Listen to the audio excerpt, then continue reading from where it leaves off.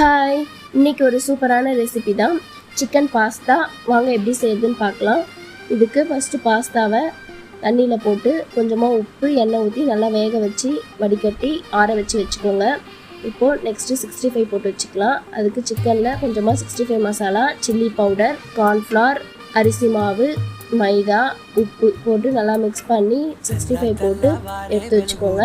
இப்போ ஒரு பேன் வச்சு கொஞ்சமாக எண்ணெய் ஊற்றி 2 முட்டை உடச்சி ஊற்றி நல்லா ஃப்ரை வெஜிடபிள்ஸ்லாம் ஆட் பண்ணிக்கலாம். கொஞ்சமாக கேரட், பீன்ஸ், கோஸு, குடமிளகாய் போட்டு கொஞ்சமாக வெங்காயம், உப்பு போட்டு நல்லா ஃப்ரை பண்ணிடுங்க.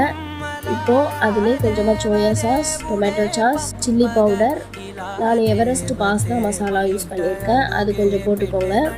போட்டுட்டு 65 அதில் போட்டு நல்லா மிக்ஸ் பண்ணிவிட்டு அப்புறமா வேக வச்ச பாஸ்தாவே அதில் போட்டு நல்லா மிக்ஸ் பண்ணிவிட்டு இப்போ லாஸ்ட்டில் கொஞ்சமாக பெப்பர் போட்டு சர்வ் பண்ணிங்கன்னா சூப்பரான சிக்கன் பாஸ்தா ரெடி. இது கண்டிப்பாக ட்ரை பண்ணி பாருங்கள். இந்த மாதிரி சூப்பரான டிஷ்ஷுக்கு நம்ம பேஜை ஃபாலோ பண்ணிக்கோங்க. பாய்.